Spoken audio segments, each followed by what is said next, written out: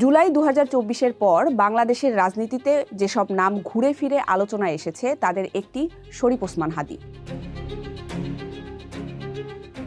আওয়ামী লীগের কার্যক্রম ও ছাত্রলীগের ওপর নিষেধাজ্ঞা, আন্তর্জাতিক অপরাধ ট্রাইব্যুনালের রায় এছাড়াও একাধিক স্পর্শকাতর ইস্যুতে কঠোর অবস্থান নিয়ে তিনি দ্রুতই জনপ্রিয়তা লাভ করেন। কিভাবে তিনি অল্প সময়ের মধ্যেই উঠে এলেন দেশের রাজনীতিতে, জানবো আজকের স্টার এক্সপ্রেসে।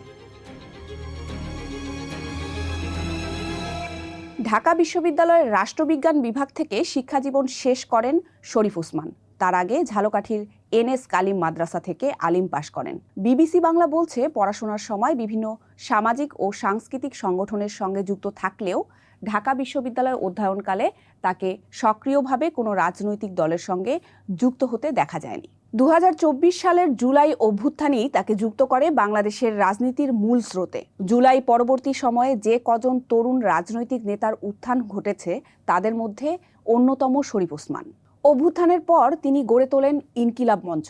এই প্ল্যাটফর্ম থেকে জুলাই গণ অভ্যুত্থানের স্মৃতি সংরক্ষণ, ঘটনার সঙ্গে জড়িতদের বিচার এবং আহত ও নিহতদের রাষ্ট্রীয় স্বীকৃতির দাবিতে সরব ছিলেন তিনি। একই সঙ্গে জুলাই চার্টার ঘোষণার দাবিতে নিয়মিত সভা সমাবেশ আয়োজন করেন। এসব দাবিকে সামনে রেখে তার ধারাবাহিক আন্দোলন ও বক্তব্য ধীরে ধীরে তাকে দেশের রাজনৈতিক আলোচনার কেন্দ্রে নিয়ে আসে এবং সমসাময়িক রাজনীতিতে একটি গুরুত্বপূর্ণ চরিত্রে পরিণত করে। আওয়ামী লীগ সরকারের পতনের পর রাষ্ট্রপতির পদত্যাগের দাবিতে বঙ্গভবনের সামনে যে বিক্ষোভ অনুষ্ঠিত হয় সেখানে সক্রিয় ভূমিকায় ছিলেন তিনি। ধানমন্ডি ৩২ নম্বরে বঙ্গবন্ধু শেখ মুজিবুর রহমানের বাড়িতে ভাঙচুরের ঘটনার সময়ও তার উপস্থিতি এবং আওয়ামী লীগ নিষিদ্ধের দাবিতে প্রকাশ্যে অবস্থান নেন তিনি। বিবিসি বাংলা বলছে, ঢাকা ৮ সংসদীয় আসন অর্থাৎ মতিঝিল, পল্টন, রমনা ও শাহজাহানপুর এলাকা থেকে স্বতন্ত্র প্রার্থী হিসেবে আসন্ন জাতীয় সংসদ নির্বাচনে অংশ নেওয়ার ঘোষণাও দিয়েছিলেন হাদী। বেশ কিছুদিন ধরে ওই এলাকায় তিনি প্রচারণা চালাচ্ছিলেন।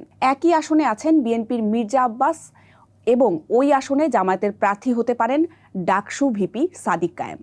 সামাজিক যোগাযোগ মাধ্যমে দেওয়া পোস্ট এবং বিভিন্ন সভা সমাবেশ বক্তব্যের সময় তিনি একাধিকবার দাবি করেন তাকে হত্যার হুমকি দেওয়া হচ্ছে। সামাজিক মাধ্যমে দেওয়া একটি পোস্টে শরীফ ওসমান জানান, দেশি ও বিদেশি অন্তত ৩০টি ফোন নম্বর থেকে তাকে হত্যার হুমকি দেওয়া হয়েছে।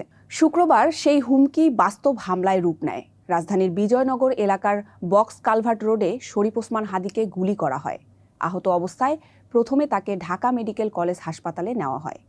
পরে উন্নত আইসিইউ সাপোর্টের জন্য ভর্তি করা হয় ঢাকার এভারকেয়ার হাসপাতালে। অবস্থার অবনতি হলে আরও উন্নত চিকিৎসার জন্য তাকে নেওয়া হয় সিঙ্গাপুরে।